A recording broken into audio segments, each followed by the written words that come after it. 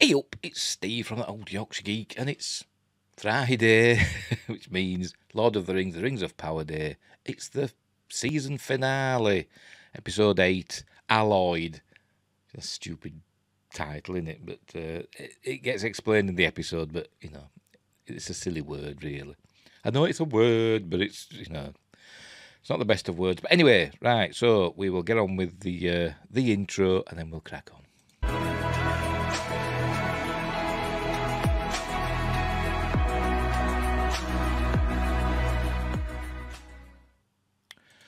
Right, I'm back. Right, before we start, if you see me grimacing, I've kind of put my back out this morning.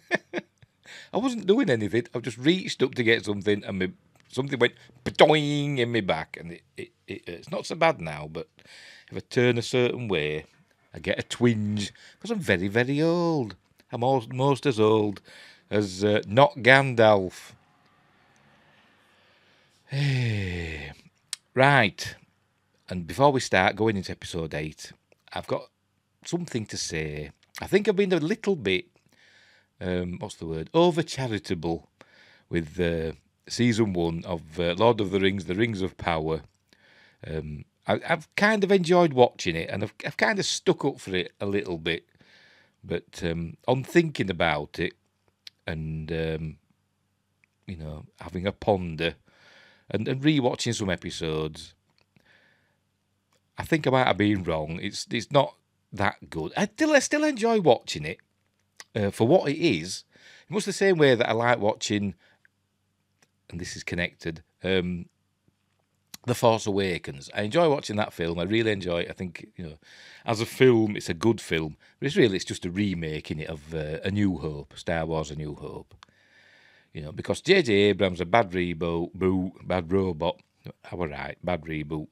They can't do anything original, can they? They just, well, as Tolkien would say, they just spoil, what is already created. They can't create themselves. They just spoil what's already been created. And it could be argued that they've spoilt Lord of the Rings. And while I quite enjoy the, original story, which it isn't really, it's just a remake of Fellowship of the Ring, really. And also, there's a lot of similarities to House of the Dragon, which has been airing at the same time. I don't know which were shot first. I don't know. Which were written first. I don't know. But there's some similarities. I've lost my train of thought now. What were I talking about? While I've enjoyed watching it, for what it is, I kind of agree with the people that have criticised it and saying, J.R. Tolkien would be spinning in his grave, and I think, to be honest, he probably would, and so would Christopher.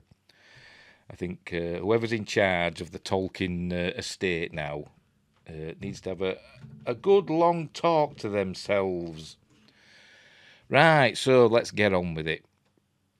Thusly, I think my scores have also been a little bit over-generous, and I'd probably knock them down a point or two, to be honest.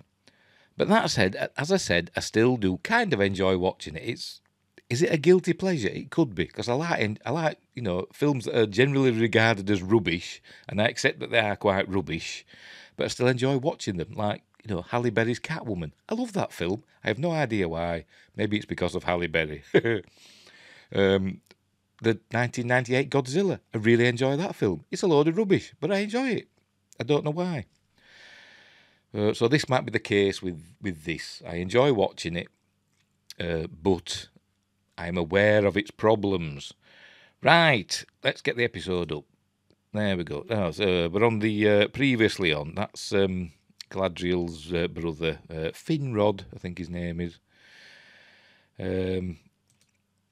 So it's just reminded. Earlier on as well in this, we saw the dagger, Finrod's dagger. That has a part to play, connection with House of the Dragon. They've both got daggers that are important. That's the Mithril, because the Mithril's important to the elves. That's Elrond getting kicked out of Khazad-dûm. I keep nearly saying Zahadum. Damn you, J. Michael Straczynski. That's the after the eruption of Mount Doom. Come on, get on with it. And oh, there we go. We're on. We're off. Because, you know, unlike the other episodes, this one, it has a pre-title scene. Usually it does the previously on and then goes straight to the titles, but now we've got a pre-title scene. And we see not Gandalf. Spoilers, he's Gandalf. Don't call him that. And it... Oh, crikey. Oh, did you hear that? Oh, heck, on my tummy. I've just eaten a sausage and egg sandwich. And it's digesting now. Should I edit that out? Nah, sod it. Where was I? Not Gandalf, except he is Gandalf. So they've changed the law again now. They keep saying, oh, they go back to Tolkien. But they've changed the law. The wizards didn't arrive in this form, in wizard form, in Middle-earth, until the Third Age, when they were sent to... there were the 5 wizards. There were Gandalf, Saruman, Radagast, and the 2 blue wizards, weren't there? I'm not an expert, by the way. I'm just going by what, you know, others have said, you know, and from a bit of research. Because I've not read the Silmarillion, I've not read the Lord of the Rings books, even though I've got them. I've read The Hobbit a long time ago. But anyway, where were we? Oh, yeah, so they've changed that. Remember, we're in the middle of the Second Age now. So they've made a mess of the timeline. Anyway, so he wakes up and it's raining and he's in some, you know, sylvan glade. There we go. Looks a bit angry there, doesn't it, for some reason? I don't know why.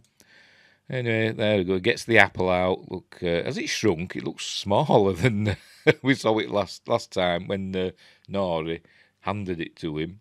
It looks smaller, doesn't it? Anyway, he drops it and he goes rolling off a really long way. I don't know how it rolls all that way. But then again, if you've ever dropped anything in your kitchen or anywhere, it's surprising how far things roll, isn't it? And you think, how did it get there? So this could be one of those cases. So he goes after it, and he ends up coming across what appears to be Nori. Let's have a look. I'm going to have to play a little bit, because I think that's what we're looking at here. Come on, get on with it. Oh, see, I've gone too far now. Bloody hell. There we go. Right, so we see Nori. There we go. This is... turns round. I was surprised, actually. Oh, there she is.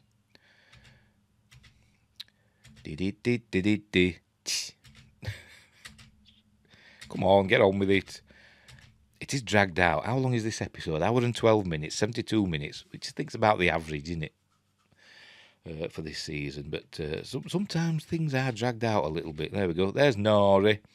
I think we saw that in the trailer, and then we see her eyes turn white, and like go, ooh. But all is revealed. Oh, pardon me. Are you ready? Come on, then. She closes her eyes and opens, and there they go, they turn white. And of course, it's not Nori. It's what they call Feminem. What they're called? What they're called? Let's have a look. Does it say here? Does it say?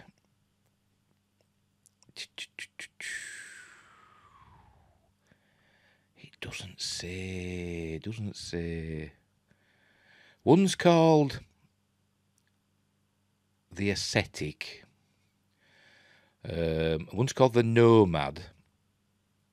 It doesn't have the list here. I'll have to look in IMDb. We'll try that one.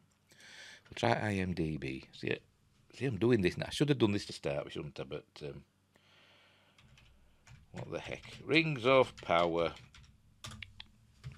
Let's have a look at IMDb. See if that tells us what they're called. Is that it? I bet it don't. I bet it doesn't. Sorry, don't. Sorry, I keep slipping into Yorkshire. Because I am from Yorkshire, for crying out loud. Right, let's have a look. Let's have a look. Don't say there. Don't say there. Let's look at all cast and crew. It's not going to say, is it? Bet it don't. Bet it doesn't. Sorry, I did it again in a don't. Bet it doesn't.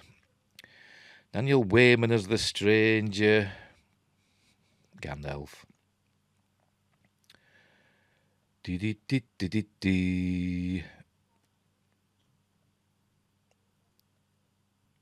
it going to... Right, the Nomad. Oh, here we go. The Dweller. This one, Feminem, is called The Dweller, played by Bridie Sisson. And they've got the Nomad and the Ascetic. That's the other two that are with them. Thank you, IMDb. Where were we? Right, so she reveals herself. At first I thought they were elves, but then apparently they're not. You look at them, we see their ears, I think, for the first time. We see they haven't got pointy ears, so they're some form of humanoid. This is, I think that's the ascetic. I think she's got some sort of staff. And the ascetic and the nomad speak, but for some reason the dweller doesn't speak. I don't know why, but she doesn't. Here we go. Going to do some magic stuff, and I think it sets the oh, hang on, sets the glade on fire because she's good at that. She's not going to show it, is it? We're just going to go to the yeah. We're going to cut to the credits, opening credits. So hit the opening credits. There we go. Gone too far, as per usual. I'm a blithering idiot. Right, here we are at Eregion, the elven city of Eregion, which is nestled up against the Misty Mountains, quite close to Khazad-dûm. And apparently this here, can you see him there, just there? This is Galadriel, or she's become known in certain circles, Galadriel. Because she's not much of a gal, although I do find Morford Clark to be, really pretty. I do. And Halbrand, who we find out his true identity in this episode. And apparently they've been riding for 6 days. There they are, look. They've been riding for 6 days non-stop without a break.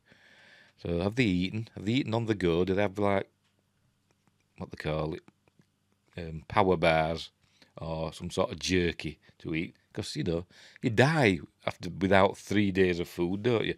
But then again, this is a fantasy, and she's an elf, and he's a... Well, we find out what he is. Right, so... this is, what's his face? Celebrimbor. Does he ever change his clothes? I don't know, but never mind. He's trying to convince King Gilgalad, who's turned up. King Gilgalad's arrived from Lindon, which remember is quite a long way away. So the other side of it's near the sea, isn't it, Lindon? And here we are in the Misty Mountains. I'm not exactly sure how big Middle Earth is, but remember it took. How long did it take? It took. I forgot his name now. Bloody hell, Bilbo. It took Bilbo, I think, about 3 years to travel from the Shire to the Lonely Mountain and back again. So that's 3 years, isn't it? So a year and a half to get there. I know, they had adventures on the way, and they did quite a lot of walking. But I think we're talking long distances, maybe 1,000 miles or something like that. So there's a lot of matter transporting going on, it seems. But they'll say, well, it's not, it's a fantasy, anything can happen, because that's bad Robot for you. That's bad Reboot. They say that. Remember with J.J. Abrams in The Force Awakens, when it shows the Starkiller base shooting its beams and destroying Hosnian Prime, and you can see it wherever you are in the galaxy, as though it's just there in the sky, and you can hear it as well. And it doesn't make any sense. You've got to have a certain sense of suspension of disbelief. But if it gets a bit too silly, But J.J. Abrams just said in his commentary, it's not science. It's not hard science. It's a fantasy. Just dismissed it. Dismissed people's complaints about it, because he's a frigging idiot. God, I hate that man. The cinematic Antichrist. Anyway, so this is Celebrimbor is telling Gilgalad about the Mithril. That's all he's got. And they can't get any more because the dwarves won't let them have any. And remember, it's important to save the elves. The elves, if they want to remain in Middle Earth, they need the Mithril, or they'll all die out. This is when Galadriel arrives. Oh no, he's just talking to. He's not talking to Gil-galad yet. He's talking to Elrond. So when Galadriel and Halbrand arrive, and they take Halbrand and give him some elven medicine. There you go. You think these elves would know, wouldn't you? There's something fishy about this fella. You know, elves are supposed to be super intuitive, aren't they? Thousands of years old. Remember, I think Galadriel is supposed to be like 5,000 years old, and she has no wisdom whatsoever, does she? She hasn't learned anything in 5,000 years. Elves must be morons until they reach a certain age. Anyway, so she's having a chat with Elrond. Celebrimbor going to his workshop. Oh, and Halbrand is suddenly better. He finds him there, and Halbrand seems he's heard all about Celebrimbor from his master, who he apprenticed to, with whom he apprenticed to, and he gives Celebrimbor clues about how to use the mithril, because apparently they need the mithril to save the elves, but there's only that little piece, and Halbrand gives the idea to, forge it with other metals to create an alloy. Remember the title, Alloyed. Couldn't think of anything better. To make an alloy, that can, make it go further, basically. And sometimes an alloy can be stronger than, a pure metal. Like it says, mixing zinc with iron can, make like a steel that is harder than iron. That's what he says, and he says, oh, thank you for that. And he says, consider it a gift, which set alarm bells off in my, admittedly ropey knowledge of Lord of the Rings and the Middle-earth lore. But remember, Sauron was known as the something like the bringer of gifts, or something like that, wasn't it? Something along those lines. So that sent off alarm bells. Hey. So that's a clue. But apparently, they would argue in this part that Celebrimbor forged the original 20 rings. 3, 7, 19. The original 19 rings. 3 for the elves, 7 for the dwarves, and 9 for men. And it was Celebrimbor that forged those. And the 3 elven rings were forged without the knowledge, of Sauron. Sauron didn't know that they'd made them. But apparently, in the lore, it says that he used his knowledge that he'd learned from Sauron, because Sauron had been around the elves as I can't remember the name he took. He took a different name. He got the bringer of gifts, or the bearer of gifts, or something like that. And he used that knowledge to create the 3 elven rings without Sauron's knowledge. But obviously here he knows all about it, doesn't he? Here, because he's giving him clues. And people that wrote this would argue, well, he's using his knowledge that Sauron's just given him, but he gave the knowledge a long time before. He's not supposed to know about this, is Sauron. By the way, Halbrand is Sauron. I've just spoiled that. There he is. Right, we're on Numenor here. This is Pharazôn. The king is close to death. King, is it Palantir? I forgot his name now. Yes, somewhat Palantir. He's close to death. So they're gonna. He's saying he's brought some architects before him, the best architects in all Numenor. They're gonna, build a mausoleum for him or whatever. And one of the architects is Elendil's daughter, whose name I've forgotten. Hang on, let's have a look. That's it, Iarion.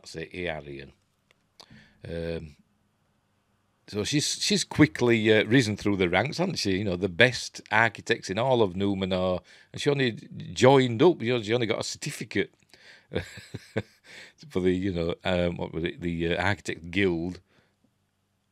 not a few episodes ago. So she's quickly risen up the ranks. There she is, look. So these have been tasked to design, a tomb for the king. A tomb worthy for the king. They all get an hour a day or something to be with the king. Oh, hang on, gone too far. And she's sitting there drawing him, sketching the king. And he wakes up and he thinks he's talking to Miriel. And he's saying, he's had a vision and, she knows what to do. He's got to go upstairs and do something. And she just calls for help. And when she comes back, she says, "Help, the king needs help." And she comes back. He's out of bed. And he's gone to this place. And he's opened a door, a secret door that leads upstairs. And so she goes upstairs and she finds the Palantir. Is it named after him or is he named after it? There it is. And she takes off the cloth that covers the Palantir. They do everything slowly, don't they? In Lord of the Rings. Here we go. We don't see it. That's it. They cut away before we see the Palantir. And that's it. We don't see her again all episode. So they've left that plot thread hanging, haven't they?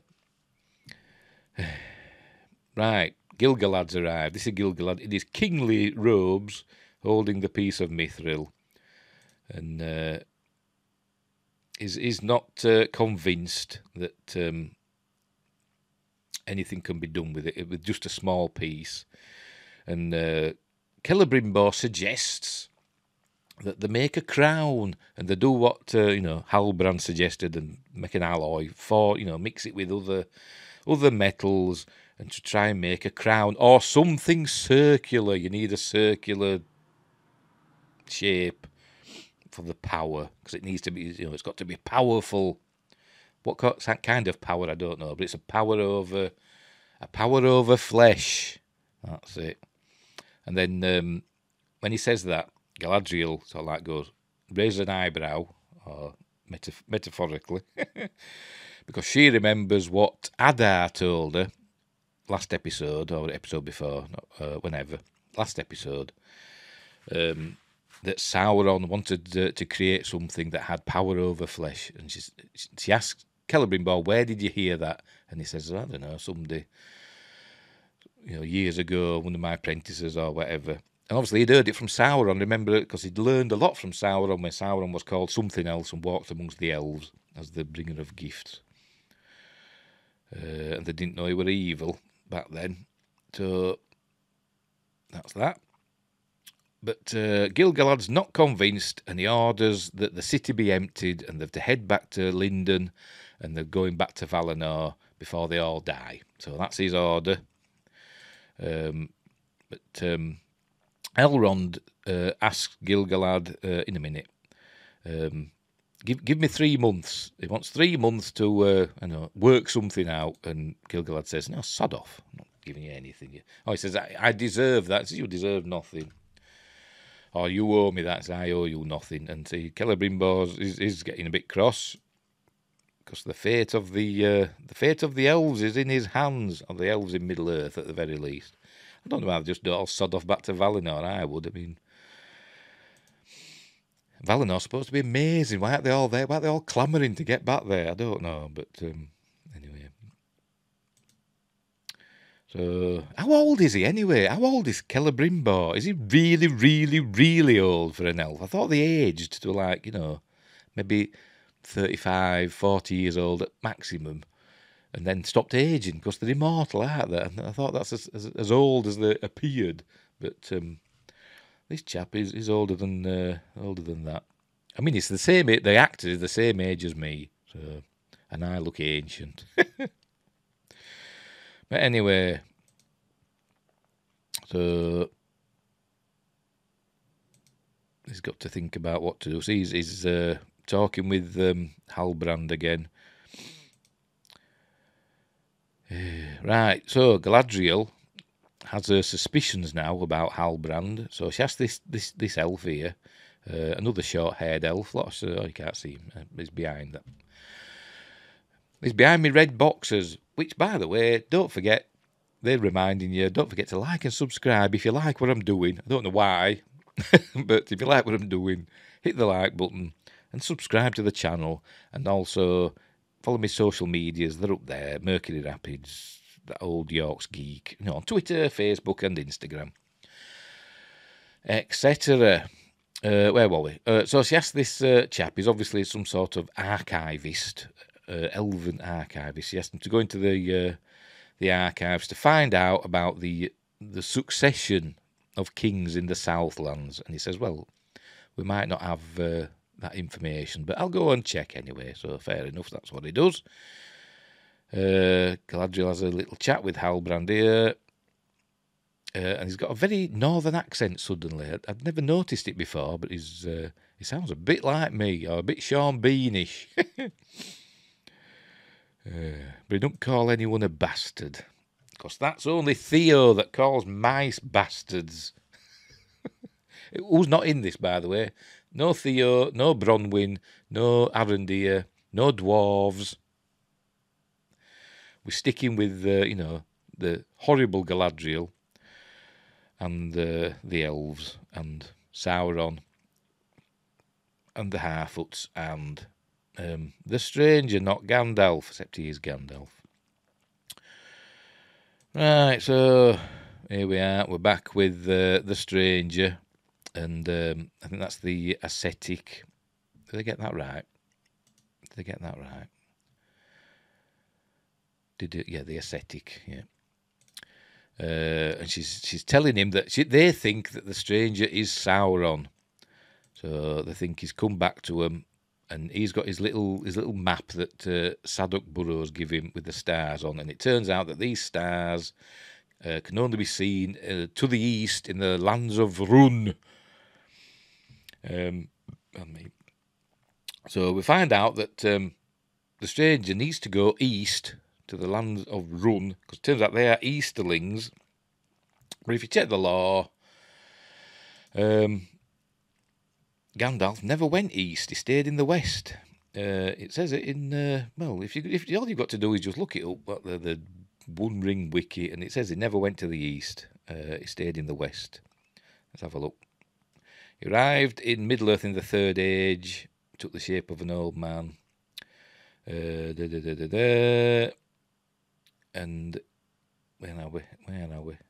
Here we go. By the way, we're originally called Olorin, so I wonder if that's what they'll call him in this, or Olorin. I don't know how to pronounce it. But it says here, unlike Saruman, Olorin did not take up a single permanent residence and never went to the east. And in this, they're saying he's going to go to the east because he needs to see these stars. Apparently restricting his activities to the westlands of Middle-earth, where the remnants of the Dunedain, from Númenor, want the ancestors from Númenor, and the Eldar remained to oppose Sauron. So that's what's happening there. So I just thought I'd read that out. So that's what they've changed there. So they're kind of trying to convince him. They say he's got a veil over his memory. He can't remember who he is, so they've got to teach him. 3 women have got to teach one fella all about who he is. And he I don't know what he does. He brings winds and stuff, and so they basically knock him out. She blows something in his face. There we go. Does the Dweller. The Dweller is the one that seems to have the magical powers. The other two just do the talking, it seems, and the fighting. So they decided. So they've knocked him out. She's knocked him out with her magic, and so they're going to tie him up there. We must bind him, but it turns out they don't bind him. They've got him somewhere else, and it's the Dweller that they bind, because the Harfoots have arrived. Remember, Sadok Burrows and Nori and somebody else. I can't remember who now. Is it Nori's mum? I think it's Nori's mum, isn't it? Whose name I can't remember. They've and I think Poppy as well. They set off to warn the stranger about these lot, but obviously they arrived too late. But they decide. They start throwing stones at them to draw them away, and while they're drawn away, maybe that's what she was doing.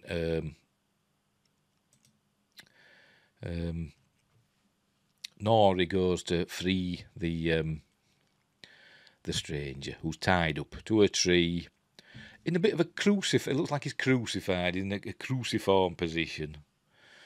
But meanwhile, the other two, they've got like throwing knives, and they get Sadok Burrows, who, spoilers, dies in this episode.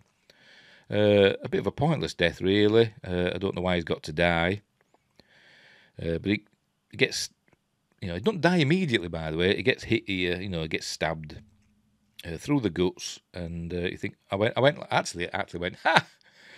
And because he's not the best character in the world, but there we go. Right, turns out, yes, she's freed the stranger, and Sadok Burrows grabs hold of him and tells Nori to run, or something like that. And then the other two arrive. So you throw that. That's when Sadok Burrows gets got there. They got being got there. It turns out this isn't the stranger. It's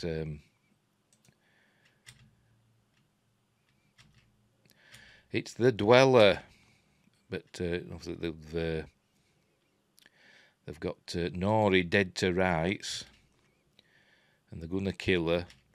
But then all the wind starts blowing. Oh, the dweller transformed back into her own form, by the way. But then the stranger actually arrives, not Gandalf, except he is Gandalf. He arrives for real. Here he is, wind's blowing and stuff, doing his whatever speech. Is it black speech? I don't know, but he's doing his magic. And he fights them off, and that's when they realise that he's not Sauron, and they say he's, the Light Ones, one of the Istar, which is another word for wizard, so that's what we find out he's a wizard. But there were no wizards in the Second Age. They weren't sent to Middle-earth until the Third Age. Never mind. But yes, do mind. Anyway, so the dweller, is gonna fight with him, but I think she's gonna get him here. But I think the Harfoots intervene.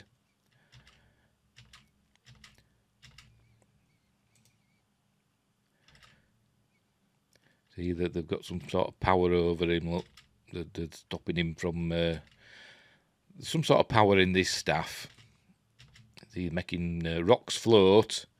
Is Rey there using her Jedi powers? Because that's all Jedis can do. They use the Force to make rocks float. So it must be a Force staff.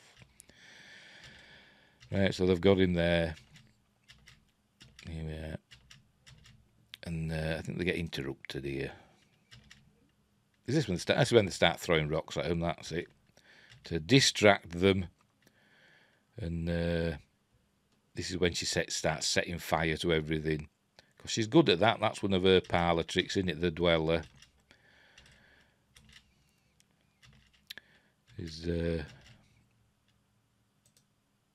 Sets the forest on fire.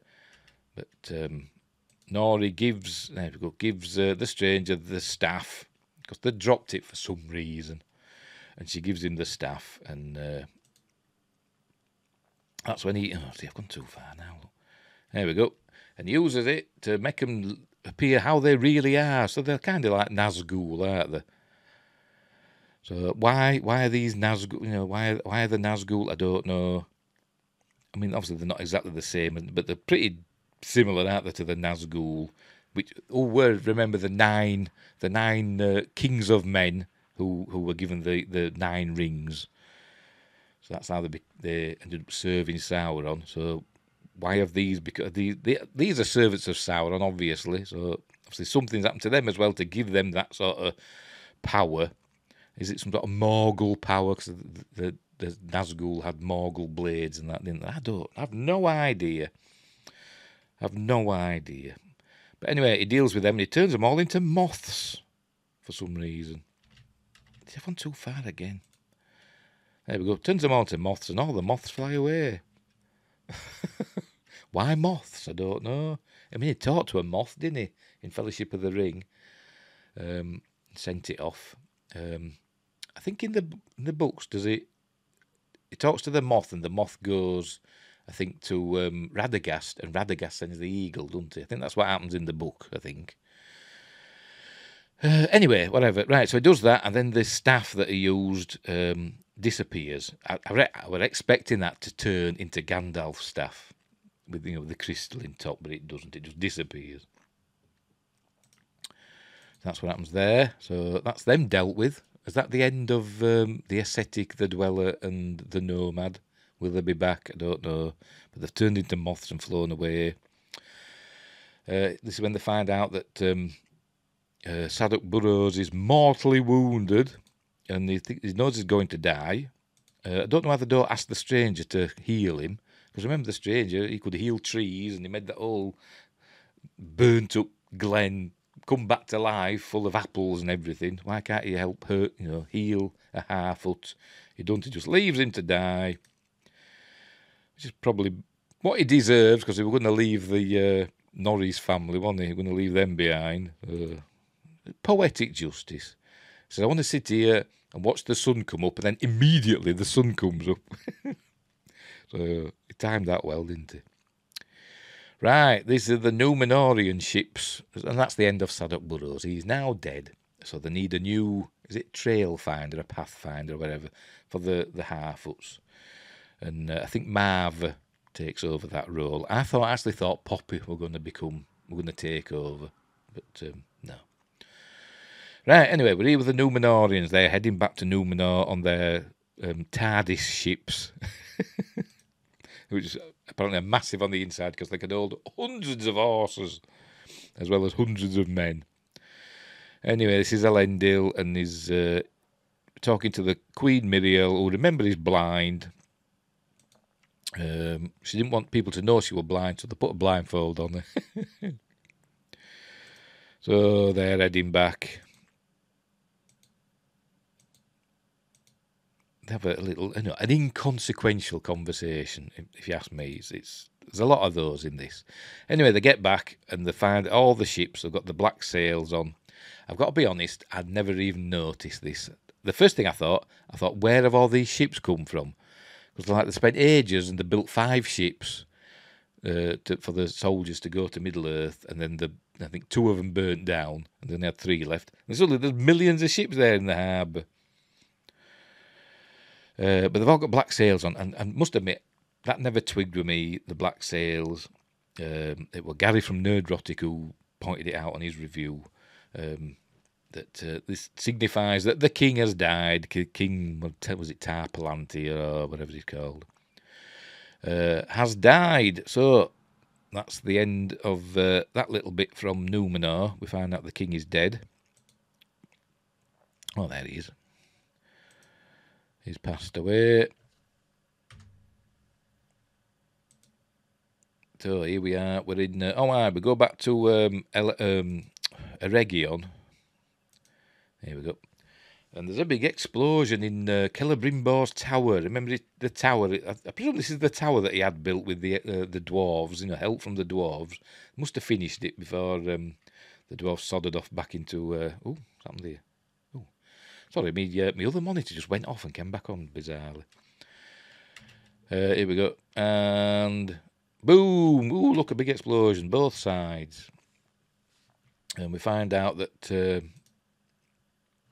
mithril, pardon me, cannot be forced to join with other metals to make an alloy. It steadfastly refuses to be joined with other metals.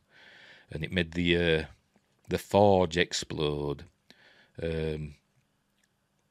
So I don't know if is it Halbrand? It's either Halbrand or Galadriel. I can't remember which one. I think it's Halbrand. Suggests that rather than forcing the metals to join, they should encourage them to join. I don't know what difference it makes. I mean, how do you? I don't know, but you've got to mix them somehow, haven't you? So.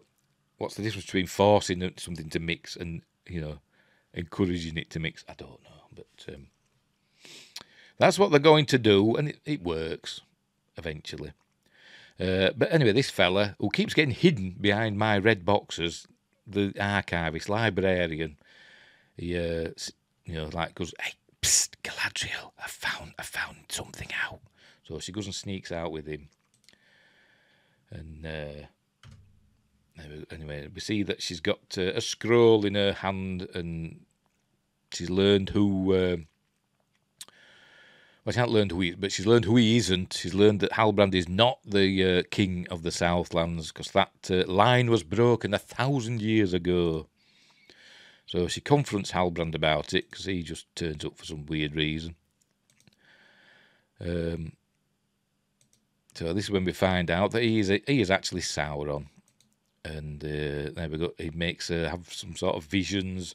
There she's back in Valinor as a young woman, and he appears to her as her brother, Finrod, and we see the dagger here.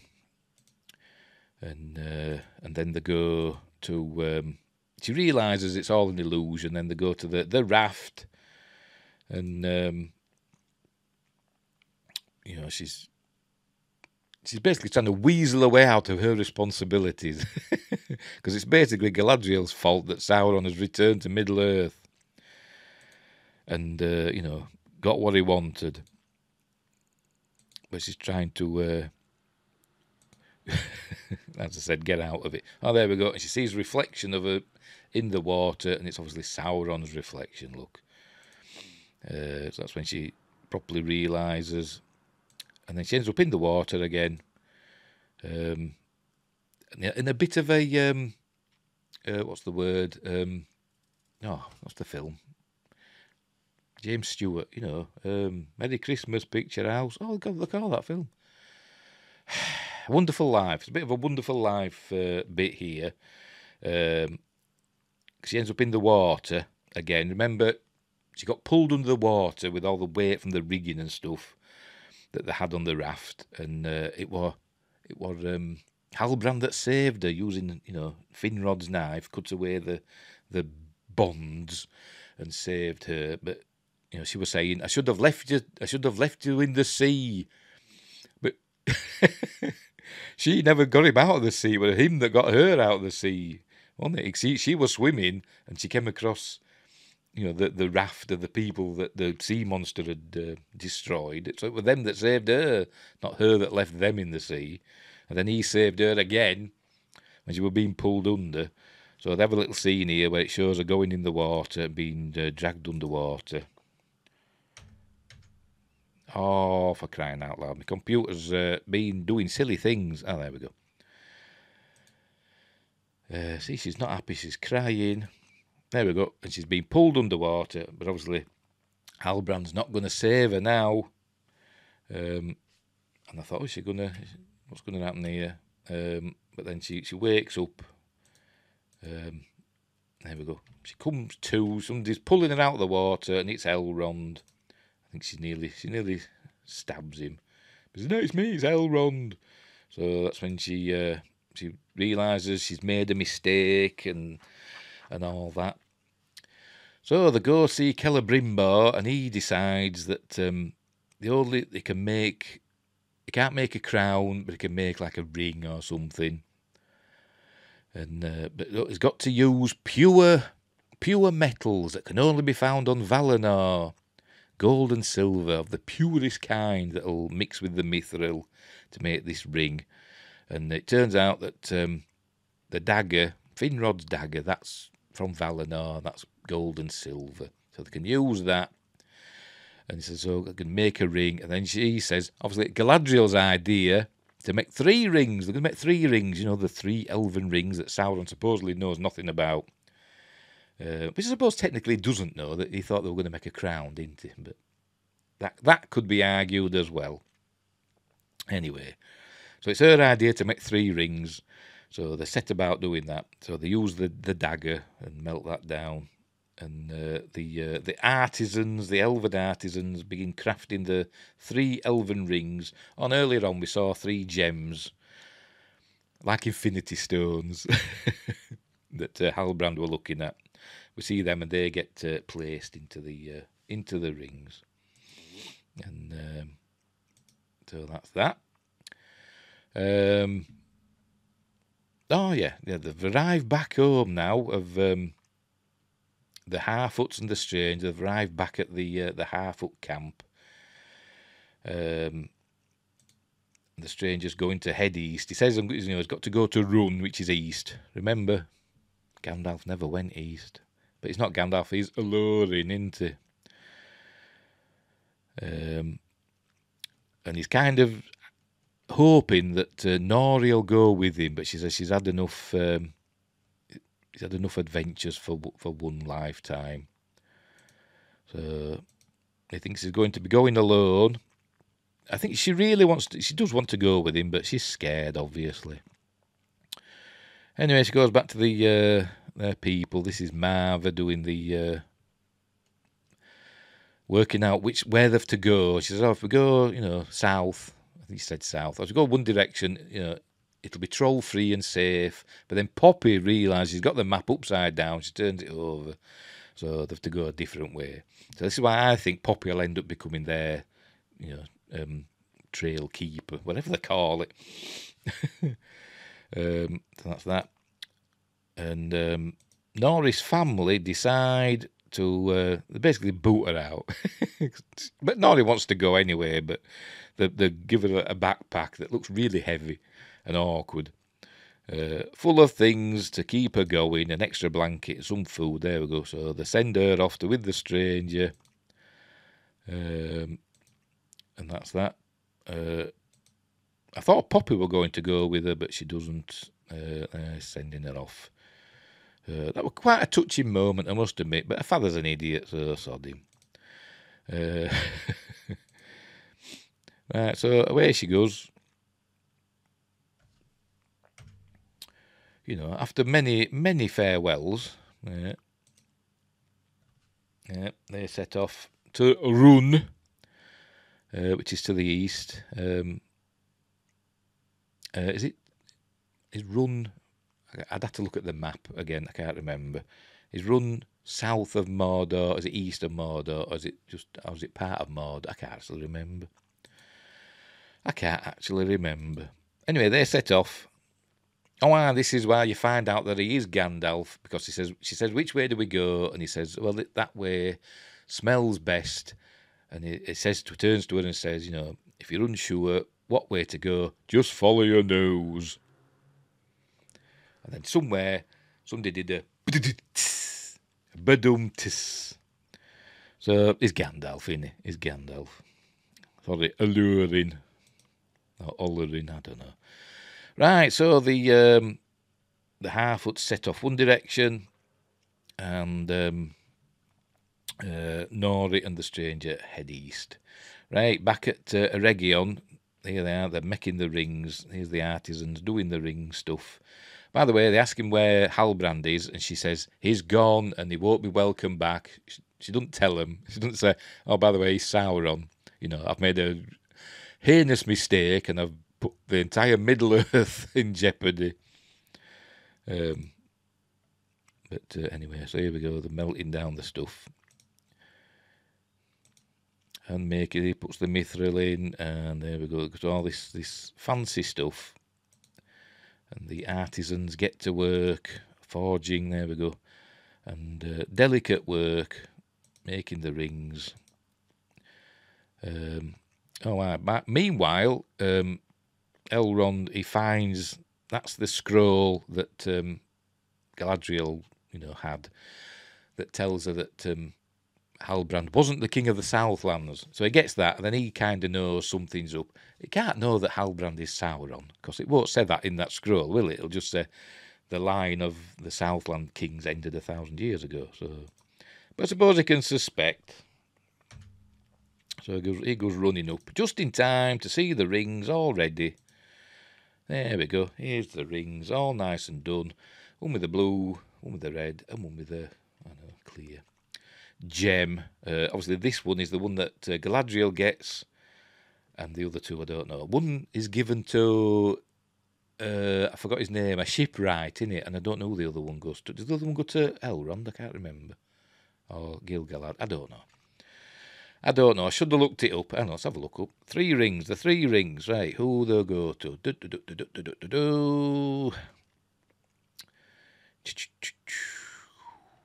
Right, the fire one, the red one goes to Gil-galad, then Círdan, and then Gandalf. The white one goes to Galadriel, and the blue one goes to Gil-galad, and then Elrond. Oh, there you go. So we're kind of right. What's up with that monitor going on and off? Still recording, isn't it? Yes, it is. Right, where were we? So that's the rings there. So we finally got some Rings of Power in this Rings of Power series. In what are we on? 1 hour and 6 minutes into a 1 hour and 12 minute episode, and we've got credits to go yet. So there we go. That's where we see them all together.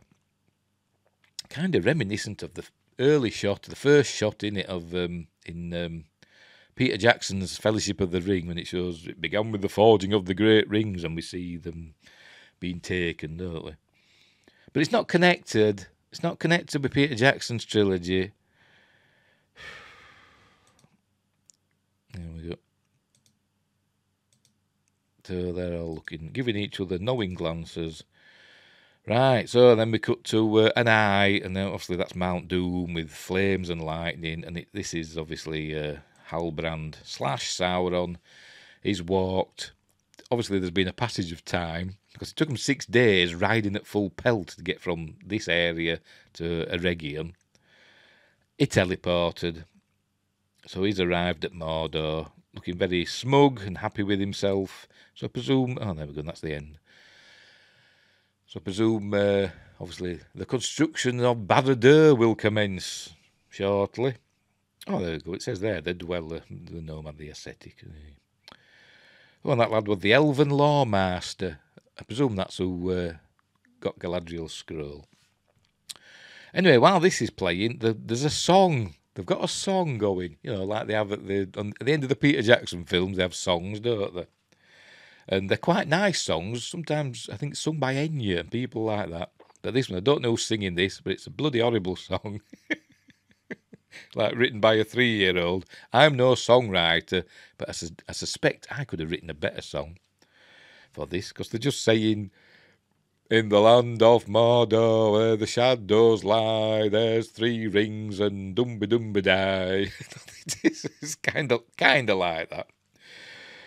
Oh, what does it? 3 for the elves, and it's not like that, I know, but they're saying that 3 for the elves. They're just basically telling you about the Rings of Power, and it's not a very good song. But anyway, so that's it. That's it for season 1. So we'll get rid of that. That's it for season 1. And yes, I understand that it does take enormous liberties with the lore, but I still kind of like watching it. I still kind of enjoy it, even though I do roll my eyes sometimes. And because it's not really well written, to be honest. Remember last episode, we had the Harfoots being all nice to Nori's family, when the episode before, they were wanting to kill them. Square their wheels, leave them behind. So, so there's bad writing like that. But I still enjoy watching it. It must be something with the aesthetic, if I can talk. Not ascetic, that's one of the people in it. It must be the aesthetic and the style or something that maybe is drawing me in and making me kind of enjoy watching it. But, yeah. But it wasn't the worst episode in the world. It's not the worst series in the world. It's not as bad as She-Hulk, which is bloody awful. But it's but it's not a patch on House of the Dragon. House of the Dragon is like orders of magnitude better than the Rings of Power, and I think that's kind of agreed upon universally. I don't think there'd be anybody who's not mental who would disagree with that House of the Dragon is miles better than the Rings of Power. Unless you're some sort of page shill, OneRing.net, you'd probably, think this is better than House of the Dragon. But it's not. But it's not terrible. But it does take too many liberties when they keep saying, what would J.R. Tolkien have done? And we keep going back to the books. But then they're changing things. They're bringing in people out of time, the wrong timeline, the compressing time, getting rid of characters altogether. Celeburn's dead, Ooh, what was that? I think my cat wants to come in, I tell you. Yeah, Celeburn's, dead. Obviously, he's not. But there's all these people. It was supposed to be like thousands of years before the dawn of the Third Age, and the great battle and the last alliance of elves and men. We're still a long way from that, but yet there's characters around, human characters. The Numenorians, who they live a long time, but they don't live for thousands of years like the elves, do they? So we're still a long way off that. But that's it. They've said they're going to compress the time, and they're moving people about and all that, and changing the law. And a lot of people don't like that. I mean, if the story works, then fair enough. I'm not bothered about it, but a lot of people aren't. Anyway, so for the finale, it wasn't amazing, but it was okay. I'd give it, that's it, 6 out of 10. Slightly above average, because I like the aesthetic, and it's well filmed, and it looks nice, and the acting is okay, I suppose. But that's all you can give it. Compared to the previous episode of House of the Dragon, which I give a 10 out of 10, and if I could give it more, I would. And She-Hulk, the finale, I gave a none out of 10, 0, because it was diabolically bad. But this, slightly above average, 6 out of 10. When we're going to get season 2? It's going to be a while, isn't it? Is it going to be next year? I doubt it. The year after, possibly. They've said it could be 2 years before we see season 2. But apparently they've started filming it now, or it's gone into production at least as season 2 in the UK. Because remember, they're not in New Zealand anymore. They're in the UK. So, but I presume they'll be sending over like second unit for establishing shots and stuff of mountains and that, because we don't have many mountains like they have in New Zealand in the UK. But anyway, so we'll leave it there. Average. An average series that takes too many liberties with Tolkien lore. And if it had said at the beginning, if it says in the titles, inspired by the works of J.R.R. Tolkien, I won't be that bothered about it. I'm not that bothered about it, really. But I can understand why a lot of people are bothered about it, because it says based on The Lord of the Rings and appendices by J.R.R. Tolkien, when it's obviously not. It's not based on it, it's inspired by it. So there we go. So we'll leave it there. So, wherever you are, in Arda, and wherever else, I don't know. Are there other planets in Tolkien's universe? I don't know. But wherever you are, in Middle-earth, look after each other. And until next time, I'll say thee.